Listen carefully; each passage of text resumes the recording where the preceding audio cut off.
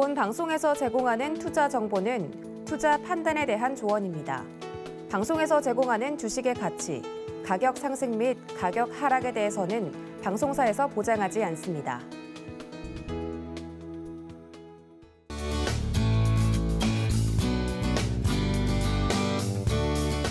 네, 안녕하세요. 해외선물 신세계의 회왕입니다. 네, 오늘 강연에 앞서 우리 연준의 통화 정책으로 인한 코스피의 시장 하락 전망이 왜 나오는지 설명드리는 시간을 가질 텐데 오늘 내용이 다소 무겁습니다. 무거운 만큼 여러분 집중해서 봐주시기 바랍니다. 잘 부탁드리겠습니다.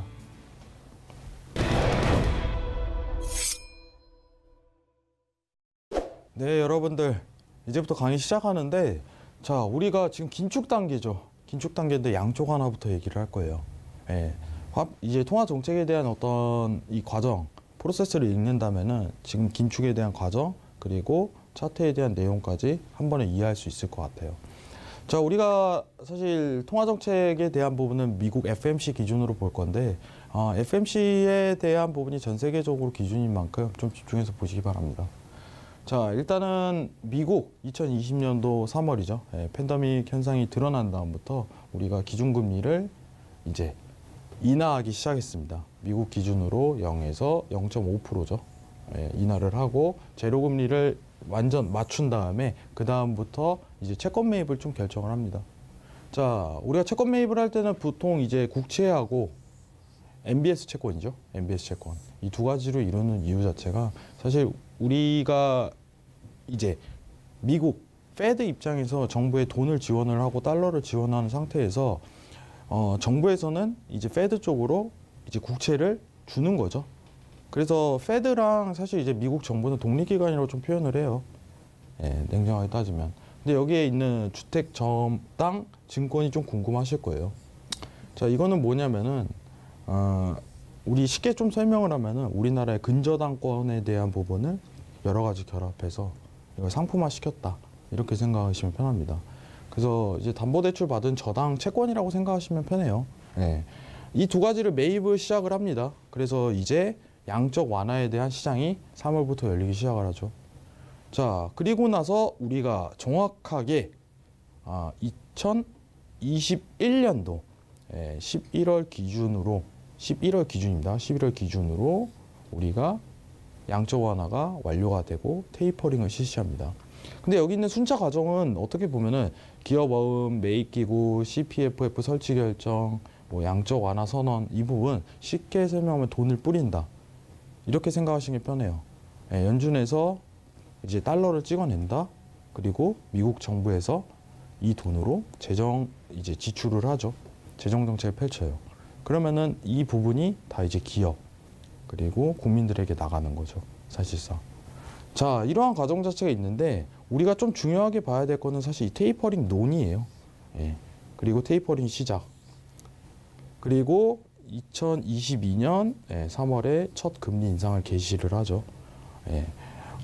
이런 부분이 양적 완화로 이루어져 있습니다. 근데 여기서 하이라이트는 뭐냐면은 당연 국채의 기준이에요. 우리가 국가 채권에 대한 부분이 어떤 식으로 이동하는지 이해를 해야지 자금에 대한 흐름을 이해할 수 있어요. 이거는 후반부에 내용이 나옵니다. 왜 중요한가? 근데 이게 지금 영향을 끼쳐요. 어디에? 코스피랑 미증시에. 미증시 3대 지수에 다 영향을 끼칩니다. 그렇기 때문에 집중해서 봐야 될 게 국채예요. 여러분들. 자, 다음 페이지 보겠습니다. 자, 이제 중앙은행과 이제 어떻게 보면은 시중은행에 대한 어떤 역할을 좀 이해를 하실 거예요. 사실상 이제 정부라고 봐도 무방한데 지금 상황은 원래 이제 양적 완화라는 게 시중은행 플러스 이제 정부예요. 지금은 정부랑 가깝겠죠. 국공채를 중앙은행에 건네주고 그리고 쉽게 얘기하면은 현금을 주죠. 예. 왜냐면 독립기관이기 때문에 국채를 사들이는 거예요. 자, 그러면은 연준은 국채, 아까 얘기했던 MBS 그리고 기타 채권 양이 늘어날 수밖에 없겠죠. 왜냐면 달러를 찍어내는데 사실상 달러 자체를 주고 미국 정부에 주고 채권을 받기 때문에 자산이 늘어납니다. 그럼 우리가 어느 정도 지금 달러를 찍어냈냐 확인하는 거는 사실상 여기 보시면은 페드의 대차 대조표를 확인하시면 됩니다. 자, 2020년도 확인되시죠? 지금 화면을 볼게요. 2020년도 보면은 대차 대조표의 양이 이제 원화로 가치로 따졌을 때 이제 5천조 가량이에요. 어마어마하죠, 여러분들. 자, 이게 어디로 갔을까요? 예. 정부한테 간 거예요, 정부한테. 그럼 이 정부는 이 돈을 가지고 이제 어떤 시장에 대한 유동성을 펼치죠. 이게 양적 완화예요. 여기 보시면 이제 기업, 이제 그리고 국민들에 대한 어떤 혜택을 주면서 이제 시장에 대한 활성화를 시키기에 노력을 합니다. 그럼 여기서 제일 중요한 건 뭐다? 국채, MBS에 대한 채권 매입을 하는 과정. 특히나 제일 중요한 건 이 국채예요. 네. 이 부분을 체크를 해야 됩니다, 여러분들. 자, 우리는 지금 국채를 매입함으로써 시중의 통화량을 늘려 이제 경기를 부양하고자 하는 통화 정책을 양적 완화라고 합니다. 근데 여러분들이 여기서 제일 중요하게 생각하실 거는 사실 양적 완화라는 거는 현금의 발행량이라고 생각을 하시면 돼요. 현금에 대한 발행량. 실제로 우리가 이제 양적 완화를 하게 된다면은 달러에 대한 어떤 가치가 하락을 합니다, 여러분들. 달러가 이렇게 막 떨어져요, 여러분들. 달러가. 예. 우리가 원달러 보는 1,400원대도 이제 양적 완화를 할 때는 이게 막 떨어집니다. 왜냐? 달러를 계속 찍어내니까, 여러분들. 페드에서. 공급량을 막 늘리잖아요. 그러면 그 달러에 대한 가치는 어떻게 될까요? 달러에 대한 가치는 하락을 하죠. 지금 물가 때문에 말 많잖아요, 여러분들. 그죠? 근데 물가는 어떻게 돼요? 자, 이 화폐가 있고 재화가 있잖아요. 물가는 반대적으로 이렇게 올라가는 거예요. 예. 이 중간에 어떤 사건도 있었었죠. 기억하실 거예요, 여러분들. 평균 물가 목표제라고 물가가 막 올라가는데 우리는 더 양적 완화를 해야 돼 하고서 2020년 8월이에요. 잭슨홀 회의에서 갑작스럽게 AIT라고 평균 물가 목표제를 도입해요. 이거 왜 했을까요? 예, 이것도 양적 완화의 정책이에요. 예. 우리가 이제 영어로 돼 있기 때문에 너무 어렵게들 생각하시는데 이 어떤 의도에서 이 정책을 실행하는지만 이해하면은 증시가 올라갈지 떨어질지에 대해서 예상을 할 수가 있어요. 쉽게. 자, 쉽게 얘기하면은 돈을 더 뿌린다. 앞으로 계속 뿌린다. 그러면은 양적 완화입니다. 자, 평균 물가 목표제를 도입을 했는데 평균 물가 목표제는 뭐냐? 물가가 이렇게 막 올라가고 있어요. 2% 도달했어요. 근데 우리는 절대값을 평가하지 않고 이 전체 평균을 따져서 2%를 따질게. 평균 물가 목표제예요. 그러면은 이 용인한다는 거죠. 물가가 올라가는 거를. 물가가 올라가는 걸 용인해도 돈을 뿌리겠다. 결국은 양적 완화인 거예요. 이것도. 이해하시겠죠? 뭐 이 내용 자체는 제가 이제 강연회 때 설명을 드리도록 하겠습니다. 더 딥하게. 우리 어떻게 보면은 지금 맛보기 영상이니까. 자, 다시 한번 이제 피드 드릴게요. 야, 자, 연준이 달러를 찍어낸다. 예. 그 연준이 자산을 매입합니다. 뭐예요? 그게? 아까 얘기했던 국채 플러스 MBS죠. 왜 그러냐? 사실 이제 뭘 받아야 되긴 하는데 국채를 받을 수밖에 없죠. 예, 국가에서 신용한 채권이에요. 보증 채권, 국채라는 건. 그렇기 때문에 이 국채라는 거는 사실 달러에 대한 움직임하고 똑같은 거예요, 여러분들. 우리가 사실 이제 뭐 해외 선물을 거래를 하든 사실 주식을 하든 이 민감하지 않거든요, 이게. 왜냐? 우리가 직접적으로 거래할 일이 없으니까. 거래를 잘 안 하니까. 왜냐면은 10년물 국채 기준으로 3%라고 가정을 한다면은 사실 수익률이 저조해요. 이거 누가 사요, 여러분들? 그죠? 10년 동안 3%에 대한 수익률을 내기 위해서 이걸 사드릴까요? 과연? 그렇기 때문에 어떤 접근성 자체가 낮기 때문에 우리가 여기 전혀 민감하지 않았을 뿐인데 실제로 어떤 돈의 움직임에 있어서는 이 국채는 굉장히 중요한 요소입니다. 냉정하게 얘기를 하자면. 국채가 이제 어떤 식으로 발행을 하고 그 국채를 누가 사들이고 이거에 따라 증시가 큰 변동성을 가져요. 그게 이미 이제 팬데믹 시장 이후 때부터 계속 드러났던 거고 현실적으로. 예. 그리고 지금은 뭐예요? 긴축하고 있잖아요. 국채 금리 오르잖아요. 국채 가격은 떨어지고. 그죠? 이것 때문에 증시가 떨어지는 거예요. 이거에 대한 부분 좀 이따 후반 페이지에 나옵니다. 왜 그런지. 여기서부터 중요해요, 여러분들. 자, 시중은행에 그러면은 채권값을 달러로 지불하고 시중은행 현금을, 중앙은행은 채권을 보유하게 된다. 자, 달러는 시중은행을 위. 자, 시중은행도 있겠지만은 지금 페드 같은 현상은 원칙적인 설명인데 이제 정부도 포함이 되겠죠, 여기서는. 정부도. 예. 그럼 정부는 이거 가지고 재정 정책을 펼치고 시중은행 같은 경우는 이제 대출이 나가는 거고, 쉽게 얘기하면은 시장의 돈이 이제 유동을 흐르게 하는 거예요, 이 돈으로. 왜냐면 우리가 사람이 이렇게 몸이 있잖아요. 몸이 있어요. 그럼 여기 혈관을 탁 막아버리면 어떡해요? 예, 이거 되죠. 근데 돈을 계속 흐르게 해야지 시장이 살아나는 거거든요. 그러니까 돈을 투입을 시키는 거예요. 이게 양적 완화예요. 아시겠죠? 자, 그리고 기업 투자 활성화, 예, IPO 투자를 활성화. 예, 이래서 이제 시장을 전반적으로 살리겠다는 정책이 양적 완화 정책입니다. 예. 그래서 우리가 쉽게 얘기하면 경기 부양이라고도 하잖아요. 예, 같은 말입니다, 여러분들. 이 목적성 자체가 경기 부양이기 때문에 양적 완화에 대한 의미를 일단은 아셔야 돼요. 그래야지 이제 긴축 단계로 넘어갑니다, 여러분들.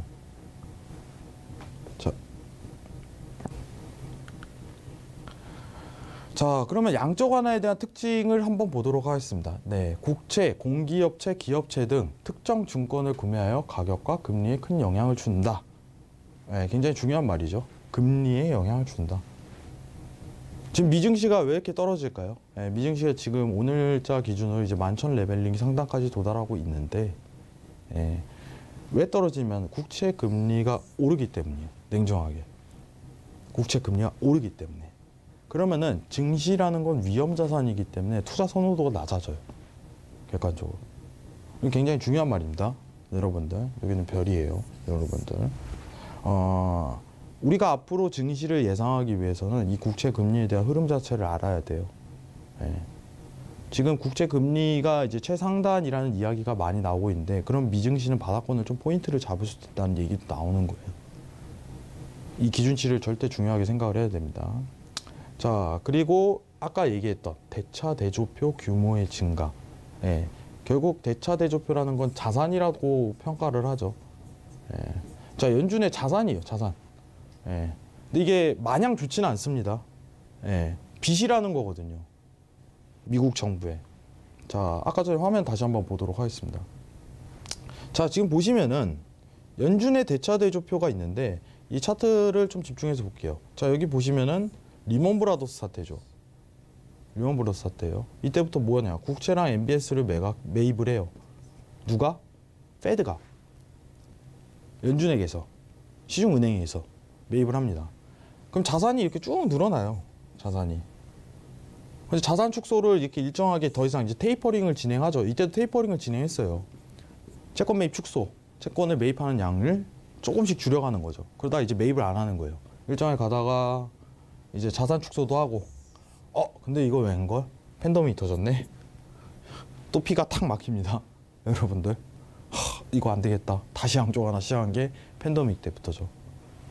근데 이 양은요, 너무 심각한 수준이었어요. 냉정하게 얘기 드리겠습니다.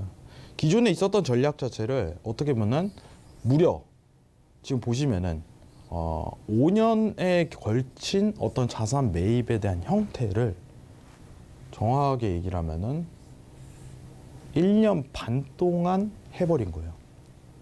여기는 5년 걸렸어요. 1년 반 걸렸습니다.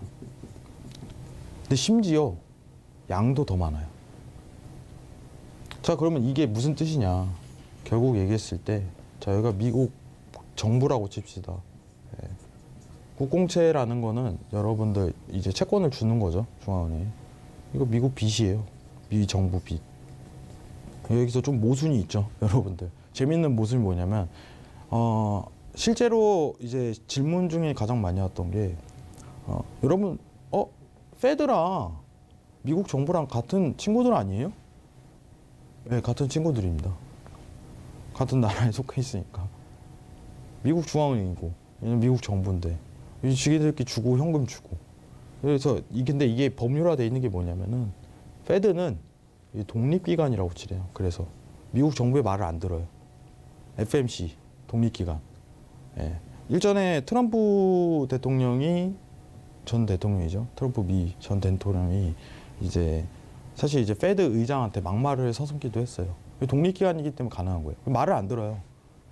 네가 뭔데 그러냐 하면서 마이너스 금리를 제한을 했는데 오히려 페드에서 말도 안 되는 소리 하지 마라 하고서 받아쳤죠. 독립기관이기 때문에 가능한 거예요. 그래서 사실상 이 연준은 자산으로 잡히지만 여러분들이 반대로 평가하시면은 미 정부에 대한 부채라고 생각하시는 게 제일 편합니다. 부채가 어마어마합니다. 여러분들 심각한 수준이에요. 경단이에요. 경단이. 미국에 대한 부채 규모가. 지난 10년 동안 2008년부터 이제 리먼 사태가 발생을 하면서 쌓아왔던 연준에 대한 자산 형태가 결국에 미국 정부에 대한 이야기로 들어가는 거죠. 그래서 제가 이번 강연회 때 좀 설명드릴게 사실상 다음번 금융위기가 또 올 가능성이 굉장히 또 높은 상황인데 그때 대비를 하면은 사실 달러라는 게 가치가 과연 있을까라는 평가도 대두가 되는 거예요. 고작 이거 발행해서 찍어내면 그만인데 그래서 지금 제일 화두가 되는 게 중앙은행에서 밀고 있는 게 CBDC죠. 디지털 화폐. 이 부분은 좀 다소 복잡하기 때문에 강연회 때 설명을 드리시고 가도록 하겠습니다. 오늘 기본적인 구조만 이해하시는 거예요. 시청자분들이. 자, 다시 넘어가도록 하겠습니다. 자, 그러면은 우리가 이제 여기서부터 좀 집중해야 되는 게 대차 대조표 규모 증가는 미국의 빚이 증가하고 이제 페드가 자산이 증가하고 이거랑 같은 말이죠. 이해를 하시면 돼요. 자, 근데 시중의 통화량이 증가한다. 이건 굉장히 중요한 말입니다. 시중의 통화량이 증가한다. 달러의 공급량이 증가한다. 달러의 공급량이 반대로 얘기하면 뭡니까? 달러의 가치가 떨어진다. 달러 가치가 떨어진다. 가격이 떨어지죠. 자, 또 같은 말 있어요. 물가가 올라간다.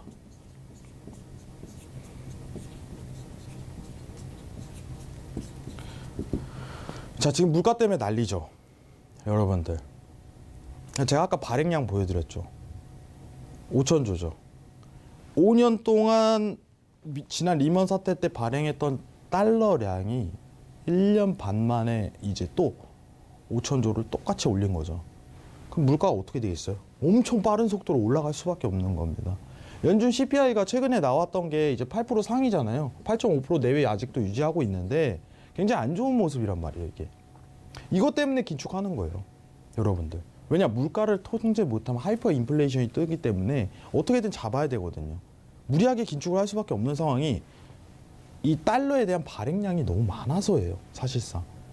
근데 이거는 중간에 잡을 수도 있었는데 갑자기 아까 얘기했던 평균 물가 목표제 있죠. 도입돼 버리고 거기서부터 이제 실수가 시작된 거죠, 미국이. 자, 볼게요. 자, 그리고 채권 금리가 하락하고, 이거 굉장히 중요한 말이죠. 채권 금리가 하락하고 이게 증시가 상승하는 요인입니다. 이거 진짜 하이라이트예요, 여러분들. 우리가 2020년도에 이제 양적 완화를 딱 펼쳤는데 시장이 막 상승해요. 과연 기업이 살아나설까요? 기업 평가가 수익성이 높아설까요? 아니에요. 절대로. 달러를 찍어내는데 그 달러 어디로 갈까요? 위험 자산으로 쏠리는 거예요, 상황이. 굉장히 중요한 말입니다. 그렇기 때문에 우리가 위험 자산에 대한 올라갔던 형태 자체가 지금 제자리로 되돌아 버렸죠.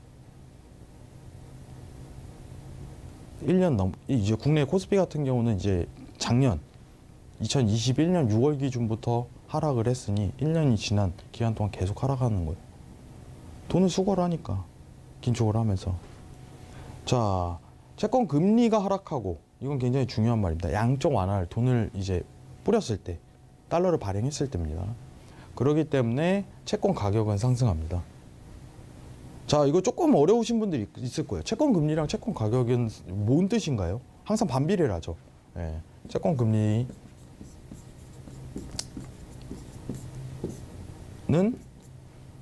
채권 가격분의 1 이렇게 생각하시면 편해요. 반비례한다는 거예요, 가격. 이게 왜 그러냐? 자, 채권이라는 건 특성이 조금 다릅니다. 우리가 은행에다가 만약에 1,000만 원을 예치를 해요.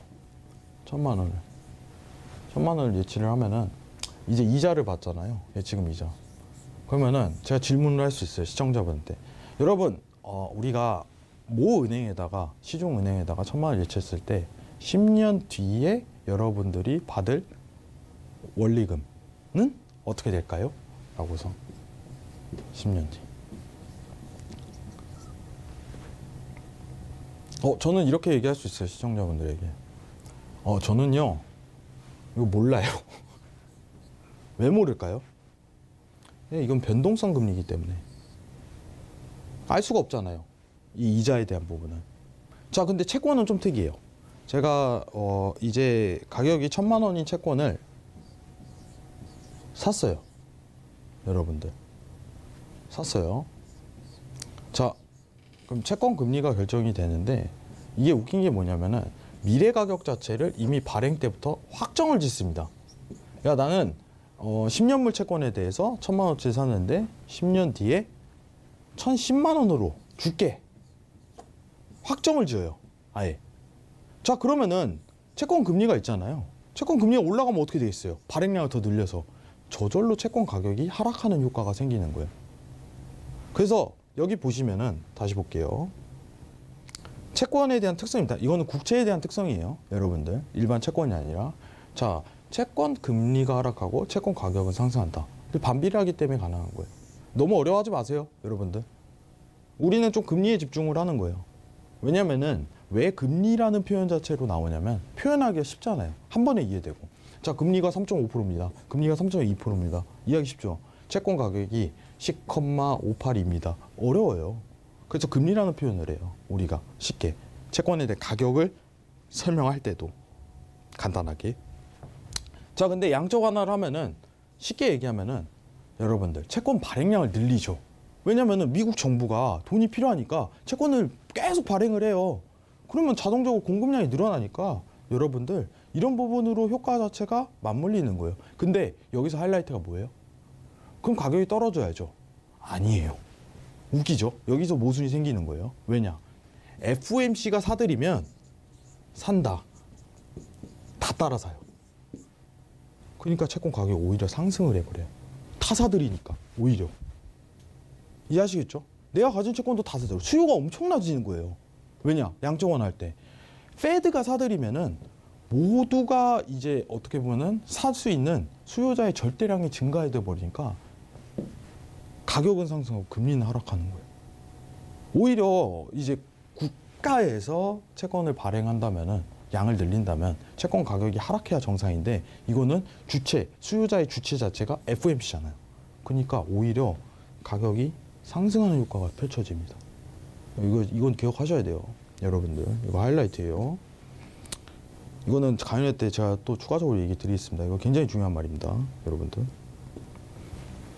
자, 그리고 시중은행, 그리고 시중은행이 이제 어떻게 보면은 기업 다 똑같아요. 정부에서 하는 거니까, 예. 기업 플러스 이제 대중에게 이제 어떻게 보면 유동성이 공급되고 어떻게 보면은 건전성 자체가 도는 거죠. 이 피가 도는 거예요. 다시. 와, 건강해지죠, 여러분들. 다시. 예. 이게 중요합니다. 중앙은행은 국채를 매입함으로써 채권 시장이 아니라 단 실물 자산에도 영향을 끼칩니다. 예. 다음 페이지 보겠습니다. 자, 여기서 제 라이트입니다. 그럼 왜 대체 유동성이 펼쳐지면 이론적으로 증시가 왜 오를까? 이게 중요해요, 제일. 여러분 집중해서 보셔야 돼요. 우리 여기서부터. 자, 우리는 여기서 알아야 될 게 실질금리라는 표현을 해야 돼요. 자, 우리가 주식을 할 때 주식은 뭐라고 표현을 해요? 냉정하게.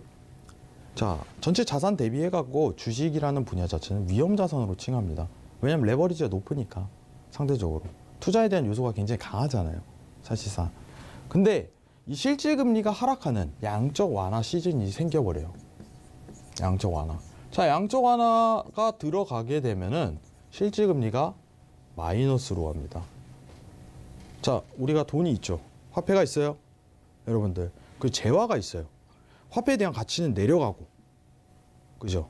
재화에 대한 가치는 올라가죠. 화폐의 가치가 내려간다면 실질금리가 마이너스로 가는 거예요. 우리가. 그렇게 되면 화폐에 대한 가치를 뜻하는 겁니다. 화폐에 대한 가치가 떨어지고 있다. 그럼 저절로 반대적으로 물가는 상승하는 거고. 그죠? 자, 명목금리는 보통 이제 10년물 국채금리로 봅니다. 자, 우리 보통 이제 프레드 사이트죠. 미국 공식 기관. 예. 에서 보면은 실질금리 빨간색. 그리고 10년물 국채금리 파란색. 그리고 BEI죠. 10년 기대 인플레이션 초록색. 이렇게 평가를 해갖고 실질금리를 확인할 수 있어요. 이것도 강연회 때 설명드릴 겁니다. 자, 그러면은 실질금리가 결국은 마이너스로 펼쳐지게 된다면 주식시장의 대호황에 대한 시대가 열려요. 왜냐?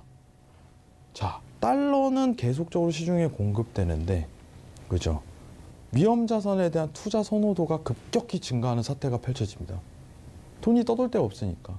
여러분들 이해하시겠죠? 자, 이거는 피셔 효과라고 하는데 이거는 내용이 좀 복잡하기 때문에 제가 강연할 때 좀 자세하게 읊도록 하고, 여기서 중요한 거는 뭐냐? 자, 결국은 여기서 제일 중요한 건 우리가 증시라는 거는 여러분들 두 가지를 이해를 해야 돼요. 자, 첫 번째는 뭐예요? 첫 번째는 뭐예요? 실제 금리를 알기 위해서 10년물 국채 금리죠. 10년 국채 금리. 아까 얘기했던 국채 기억하시죠? 금리. 이걸 알아야 되고. 자, 두 번째는 뭐예요? 물가를 알아야 돼요. 그럼 화폐에 대한 가치를 따질 수 있고, 화폐에 대한 가치를 따지게 된다면은 증시의 상승과 하락에 대한 부분을 예측할 수가 있어요. 왜냐? 실질 금리가 실제로 우리가 보게 된다면 올라가는 구간부터 증시가 하락이 시작합니다. 냉정해야 돼요. 제가 이때부터 하락한다고 얘기를 했었거든요. 그죠? 미증시 기준입니다. 코스피 기준이 아니에요. 코스피는 제가 이따 얘기 드릴 거예요. 자, 보시면 2022년도 1월부터 시장이 상승 효과를 맞물립니다. 이게 왜 올라갈까요? 국채 금리가 상승하기 때문이에요. 국채 금리가 하락을 했다가 여러분들 실제로 이제 긴축이 들어가는 과정에서 국채 금리가 상승 전환이 들어가 버려요. 그러면 실질 금리는 회복이 들어가죠. 플러스로. 자, 마이너스일 때 위험자산 투자의 요소가 들어가는데 이제 플러스로 회복이 되니까 어떻게 되겠어요? 너도 나도 주식 다 파는 현상이 펼쳐지는 거예요. 여러분, 양적 완화에 대한 시대가 끝났다. 냉정하게. 자, 이 3대 요소는 굉장히 중요합니다. 여러분들이 왜냐, 시장에 대한 상승을 다시 예측하기 위해서는 이걸 알아야 돼요. 왜냐, 지금 여러분들 시장 막 떨어지고 있죠. 긴축하고 있는데.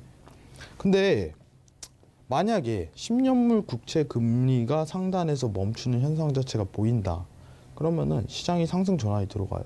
시장이 지금 하락하는 이유는 실질금리 상승률이 기가 막힙니다. 아주 그냥. 예? 이게 키포인트예요. 아, 여러분들 너무 어렵죠? 지금 보시는데 아, 벌써 머리가 지끈거려요. 회장님. 다 알고 있습니다. 여러분들. 다 보여요. 예. 근데 어떡하겠어요. 공부해야지. 이거는 제가 여러분들 내일이죠. 예, 방송하는 내일 10월 1일인데 이제 자세하게 4시간 이상에 대한 강연을 진행을 할 거예요. 예, 여러분들에게 후회 없는 강연이 되도록 더 자세하게 그때 설명을 하도록 할게요. 자, 오늘 맛보기입니다. 자, 그러면은 다시 한번 보도록 하겠습니다. 확대해서. 자, 우리 실질금리가 하락하는 마이너스에 대한 시대는 증시가 올라갈 수밖에 없어요. 왜냐? 투자 선호도, 위험 자산이 여러분들 위험 자산 선호 현상이 펼쳐지거든요. 현금을 가만히 냅둘 수 없어. 그러니까 위험 자산에 베팅하는 거예요. 그럼 양쪽 하나의 시대는 결국에 증시 상승을 이끄는 거죠. 저도 이때 신세계 방송을 하면서 참 이제 방송을 하는데 제가 매일 했던 말이 있어요, 여러분들. 아, 일단은 돈을 계속 하니까 이제 신고점 갱신은 이루어질 수밖에 없어요. 저도 여기 신세계 나오면서 할 말이 없는 거예요. 왜냐? 돈을 뿌린다. 양쪽 하나를 계속 한다면 증시는 계속 올라가는 거예요, 결국은. 상한선이 없거든요. 언제까지 하냐가 중요한 거거든. 어디까지 갈까요? 이렇게 얘기하면은 지금 신고점은 계속 돌파할 겁니다. 이게 끝날 때까지 라고 얘기를 하지, 13,000까지 올라갑니다. 14,000까지 올라갑니다. 이렇게 설명할 수는 없거든요. 결국은 이 기간에 대한 모멘텀이 제일 중요했던 거지. 냉정하게 얘기를 하자면. 자, 근데 갑작스럽게 이제 10년물 국채 금리가 상승을 하면서 대하락에 대한 시대가 시작이 됩니다. 예, 왜냐? 연준이 더 이상 이제는 안 사거든요. 기준금리가 여러분들 연준이 중요한 게 뭐냐면은 2022년도 1월에 뭘 언급하냐면 딱 두 가지를 언급합니다. 테이퍼링 종료는 2020년도 3월에 끝낼 거다. 근데 더 임팩트 센 거를 뱉어버려요. 근데 우리 이때 기준금리도 같이 인상할 거야. 제로금리를 그냥 이때 같이 올리겠대요. 와, 저는요, 여러분들은 이게 무슨 뜻인지 잘 모를 거예요. 굉장히 다이나믹했거든요. 이거 와 이래야 정상이에요. 근데 시청자분들 중에 만약 와 소리가 안 나왔다. 그럼 공부를 하셔야 된다는 거예요. 보통 이제 테이퍼링을 종료하고 1년 뒤에 기준금리를 인상하는 게 정상적인 사이클이에요. 근데 이거는 급하다. 우리 완전히 큰일 났다. 빨리 그냥 기준금리 인상해서 어떻게든 물가를 통제해보자라는 걸 어필한 거거든요. 눈치챘어야 돼요. 제가 그렇게 현금 비중을 확대하라고 얘기를 했던 것 자체가 여기서 나오는 거예요. 하이라이트가. 무려 10개월 이상 하라 그랬죠. 근데 이 중간중간에 대한 부분은 어떤 추가 스텝이 있었기 때문에 계속적으로 하락이 있었던 거죠. 만약에 이제 최종 금리가 3.5%에 중단이 되고 물가가 잡혔다면 이 정도까지는 하락을 하지 않았을 텐데 그 와중에 이제 연준이 추가 스텝 진행하다 보니까 시장이 11,000포인트까지 빠진 겁니다. 자, 그러면은 과연 이 상승에 대한 차트 효과는 다들 아시겠지만 자 보시면은 마이너스 형태에 머물고 있을 때는 시장이 그냥 무지막지하게 상승합니다. 파동을 그려가면서 상승을 해요. 예, 뭐 주식뿐만 아니라 뭐 비트코인도 상승을 하는 거죠. 자, 근데 긴축에 대한 서막이 탁 열렸습니다. 아까 얘기했다시피 2020년도 1월이죠. 자, 우리는 3월에 테이퍼링 종료와 기준금리를 할 거야. 인상을 언급을 딱 하자마자 시장이 고점을 딱 포인트 만들기 시작해요. 원래 원칙적인 사이클에서는 2020년 2년도 3월까지 시장이 하락해야 정상이지만 이건 비정상적인 시장이거든요. 3월 들어서 시장 반등 들어왔는데 또 추가 스텝 열리지. 여러분들. 또 추가 스텝 열리지. 최근에 회의록 나왔는데 또 추가 스텝 열리지. 그리고 잭슨 홀 회의에서도 말하고. 최근에 나왔던 거는 FOMC 회의를 탁 열었는데 최종 금리가 5%래. 내년. 이거는 금리 모니터링을 통해서 여러분들이 확인할 수 있습니다. 최종 금리가 5%다. 자, 불과 이제 우리가 3개월 전만 해도 3.5%까지 달렸는데 지금은 5%예요. 시장이. 떨어질 수밖에 없는 요소죠. 금리에 민감한 상황이기 때문에. 우리가 물가를 보는 이유는 뭐예요? 물가가 통제 안 되면 결국은 통화 정책에 영향을 끼친다 이겁니다. 금리를 올린다 이거예요. 그러면은 결국은 어떻게 되겠어요? 시장이 하락하는 거죠. 왜냐? 아까 얘기했던 실질금리가 계속 상승하기 때문에 국채가 상승하니까 결국은 통화를 움직이는 힘은 달러에 대한 발행량도 있겠지만 국채 금리를 집중해서 봐야 된다는 거예요. 이게 증시에 대한 움직임 요소예요. 여러분들. 이해하시겠죠? 자, 보겠습니다. 근데 이제는 코스피 시장을 좀 보도록 할 거예요. 사실 제가 여기서 좀 얘기할 게 굉장히 많은데 코스피 시장은 우리가 여기서 디커플링이 한번 드러났었어요. 왜냐면은 한국은행에서 첫 기준금리를 언급할 때가 이제 여기 보시면 주황색이 이제 코스피입니다, 여러분들. 지금 여기는 이제 나스닥이고요, 나스닥 배. 예. 자, 그러니까 보시면은 여기 네모칸 보시면 디커플링이 한번 드러나요. 이게 왜 그러냐면 미국 페드에 대한 첫 기준금리 개시 일시는 22년도로 좀 평가가 되지만 한국은행은 6월로 개시가 되거든요. 좀 선제적으로 금리 인상을 좀 시도를 했어요. 왜냐? 한국은행이 먼저 페드가 금리 인상을 뻔히 할 걸 알고 있으니까 선제적으로 대응을 한 거죠. 근데 증시는 이게 악조건이죠. 디커플링이 나오다가 실제로 이제 FMC에서 금리 인상을 하니까 둘 다 한국은행이랑 이제 페드랑 둘 다 금리 인상을 계속 좀 시도하잖아요. 시장 하락이 들어가기 시작합니다. 네. 근데 제가 이거를 꺼낸 이유는 결국 최종 금리 때문이에요. 향후 우리 코스피 시장은 냉정하게 얘기를 드리자면 전망이 밝지가 않습니다. 이제 와서 무슨 소리야? 이렇게 얘기할 수 있어요. 예. 근데 저 작년에 언급했습니다. 떨어질 거라고. 유동성에 대한 이제 바빠질 거라고. 근데 지금 최근 상황은 앞으로 어떻게 될까요? 라고 평가를 하자면 더 최악으로 갈 가능성이 일단은 가능성이 놓입니다. 왜냐? 자, 지금 여기까지는 여러분들 사실상 이제 미국 페드에서 최종 금리가 5% 내에서 설정이 되고 시장 반영이 끝난다면은 언제든 상승 전환이 들어갈 수 있는 구조지만 이제 한국은행은 어떤 상황이 펼쳐지냐면은 한미 금리에 대한 스프레드 확대 시기예요. 확대. 자, 이건 뭐냐? 한국 코스피 시장에서 외인에 대한 투자 요소가 굉장히 낮아지는 시즌으로 돌입된다는 겁니다. 자, 과거에 우리가 이런 적이 있었죠, 여러분들. 언제예요? 2018년 3월이에요. 우리 한미금리 역전됐었잖아. 시장 어떻게 됐나요? 계속 내려왔습니다. 왜 그럴까요? 어떤 구조 때문에 그런가요?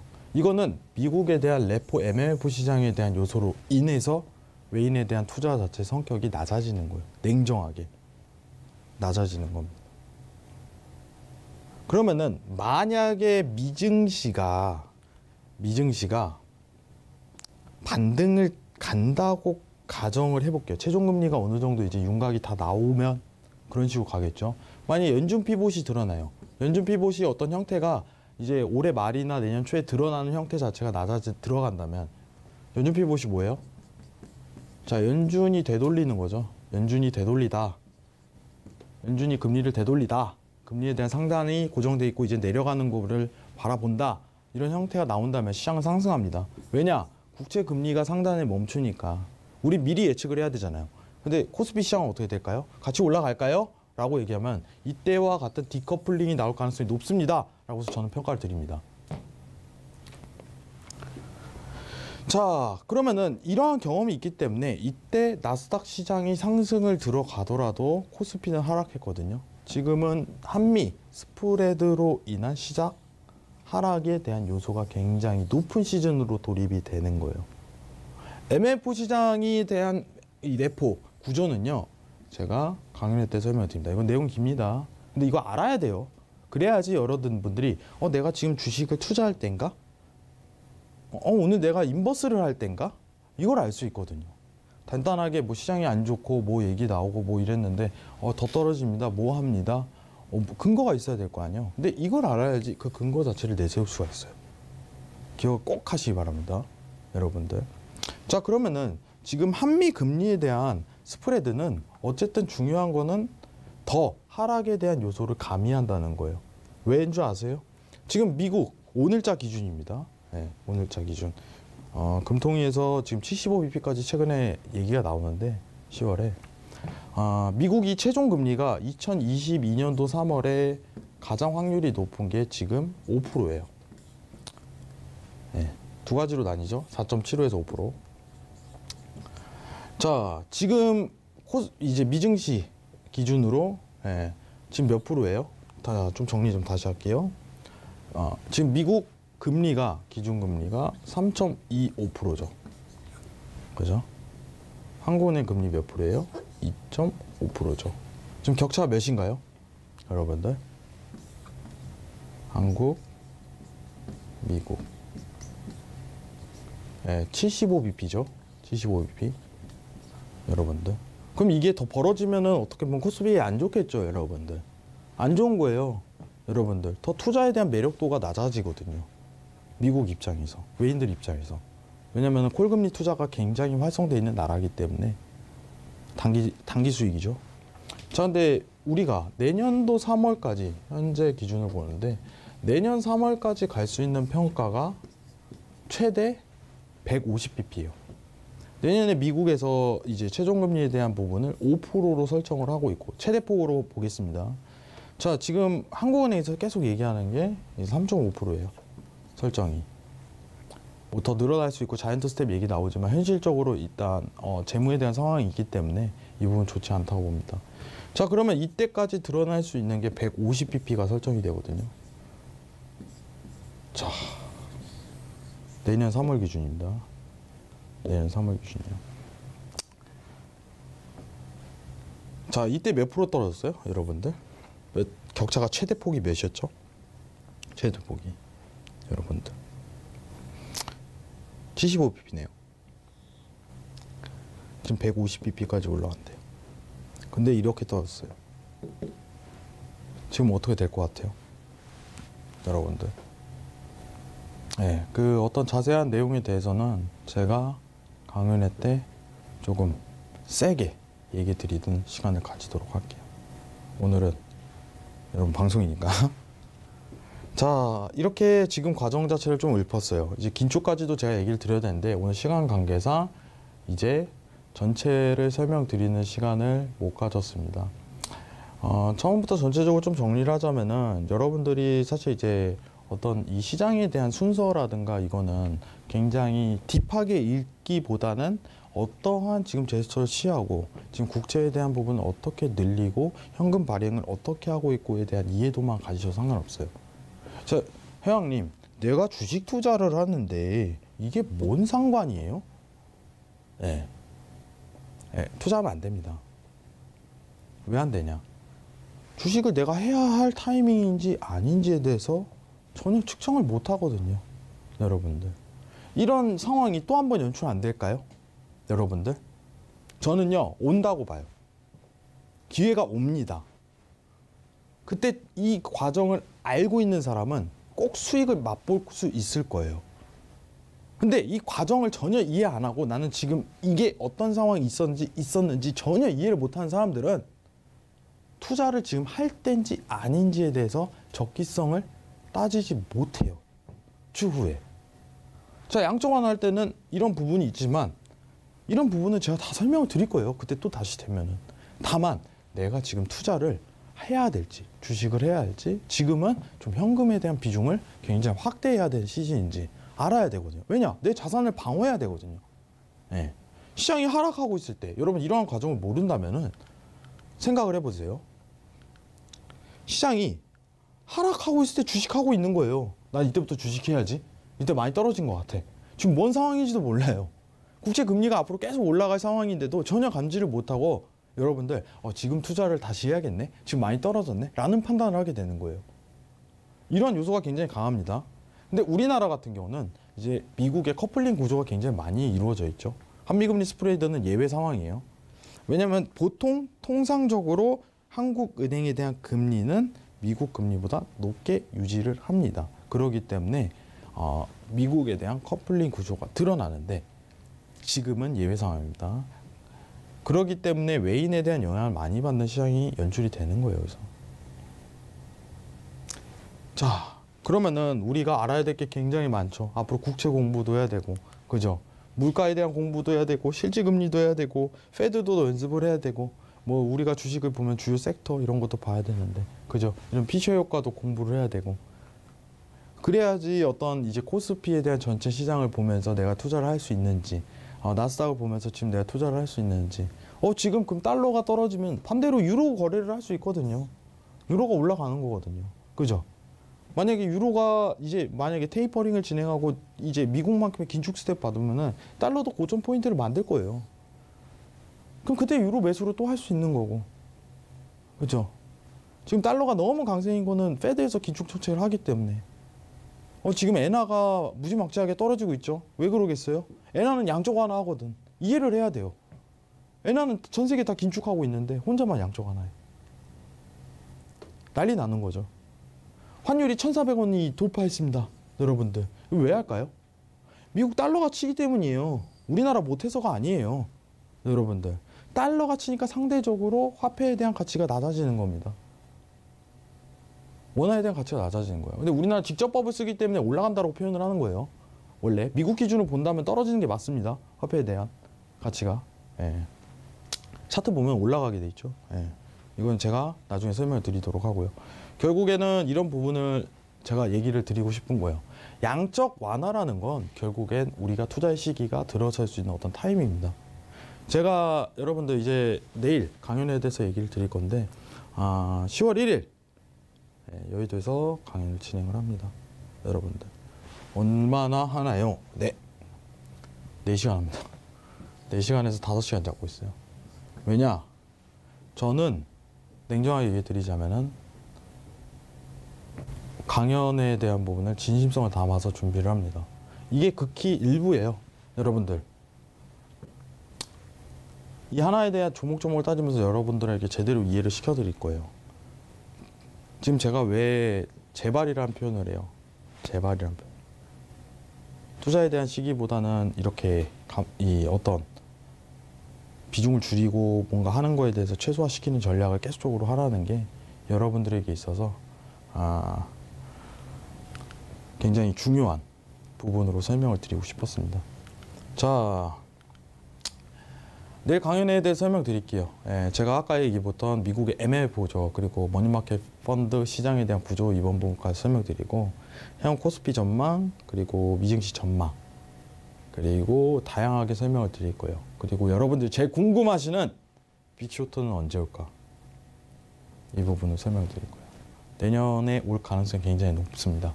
여러분들에게 이 강연에서 힌트를 드리도록 할게요. 지금 시장에 대한 위기설이 어느 정도 내년에 되면 돌 겁니다. 제가 시장에 대한 상승과 하락을 맞췄듯이 더 큰일 나는 시장 상황이 예상이 되는 겁니다. 투자를 여러분들 제대로 하고, 저는요 사실 여러분들한테 얘기해 주면 시장이 하락을 한다, 이거는 누군가에 있어서는 기회예요. 투자에 대한 수익을 낼 수 있는 기회. 자, 다시 한번 말씀드리겠습니다. 내일 10월 1일 토요일 오후 1시입니다.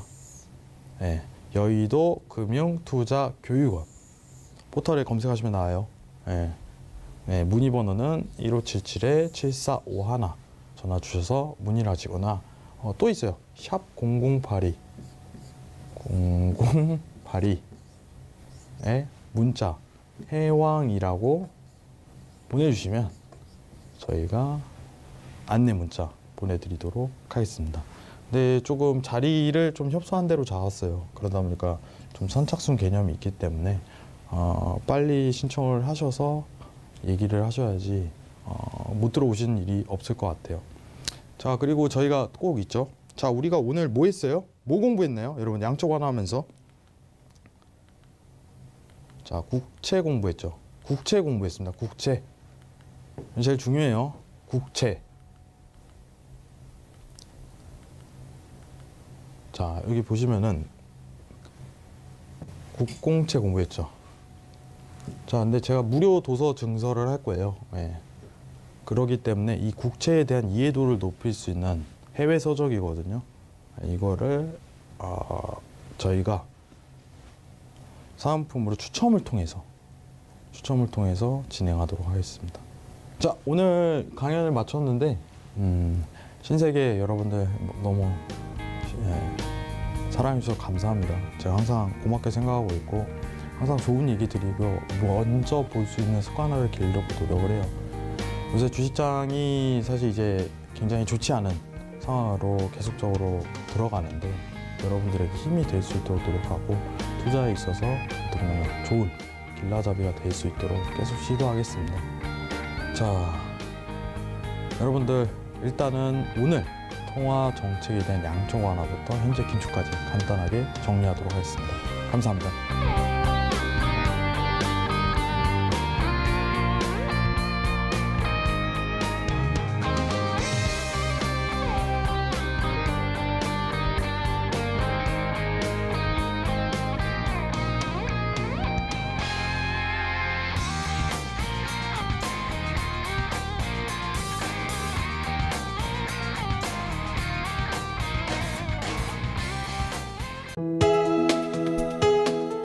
본 방송에서 제공하는 투자 정보는 투자 판단에 대한 조언입니다.